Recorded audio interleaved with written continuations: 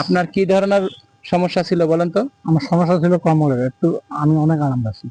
কোমরের সমস্যা ছিল, একটু হালেন তো, আটু সোজা থেকে মাটি ধরেন তো দেখি।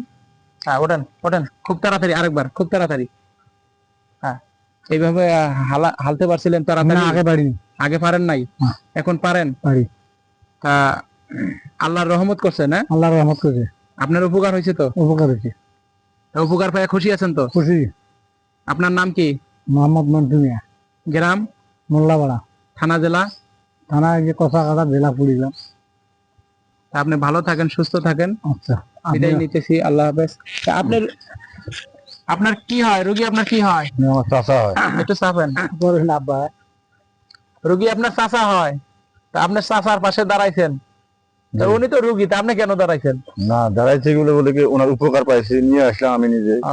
সে আমাদের বাসা ছিল গাবতলা বাজারে, বাজারের মধ্যে আপনাকে নিয়ে আসলাম। আপনি আপনার চাচার উপকার করার জন্য জি। ভাতিজা হিসেবে চাচার পাশে দাঁড়াইছেন, ইনশাল্লাহ হ্যাঁ? ইনশাল্লাহ তা আপনার চাচার উপকার হয়েছে? ইনশাল্লাহ হয়েছে। খুশি তো? ইনশাল্লাহ খুশি। তা আপনি ভালো থাকেন, সুস্থ থাকেন, ইনশাল্লাহ। আল্লাহ হাফেজ।